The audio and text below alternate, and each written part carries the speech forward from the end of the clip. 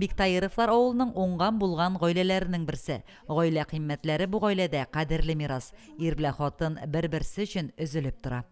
Гаилә бәхетенең бөтен сере дә бер-береңне хөрмәт итү һәм ярату инде гомер буе.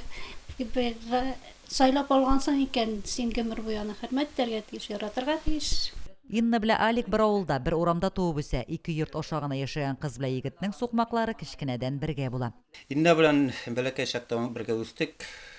Күрше өйдә генә яши иде. Инна тынычлыгы, моторлыгы белән, сабырлыгы белән яшады. Киләчәктә белән Инна белән бергә моторга яшәргә ятсан, ул шул минем өчен бик зур бәхет. Инна белән Алик Биктайыровларның күзләрендә бүген дә яшьлек елларының ышкыны яна. Еллар дәврендә бер-берсенә булган ярату һәм хөрмәтне маяк итеп, ике арадагы хисләргә тузан да кундырмыйча саклыйлар. Биктайыровлар ихатада хәришне икәүләп башкара, гомер буе күпләп мал тотканнар. Инна апа да тормыш иптәше кебек бер минутта тик тормый, аралашырга ярата. Авылда балалар бакчасы ябылгач, 2 ел инде почтада эшли, вакытлы матбугат тарата. Биктайыровлар гаиләсендә Мори халкына хас барлык традицияләрне саклап, бәйрәмнәрне юлларына туры китереп үткәрәләр.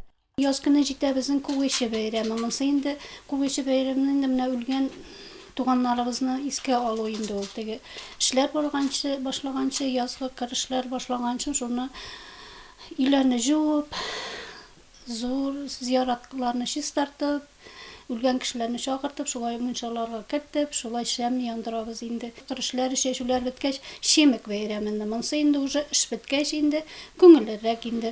Тырышып дөнья көткән һәр Мори гаиләсе бүген мул һәм җитеш тормышта яши.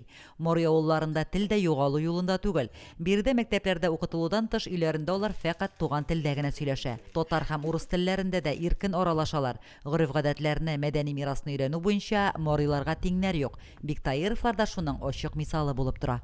Лилия Шәймиева, Динар Нуртдинов, Мөслим телевидениесе.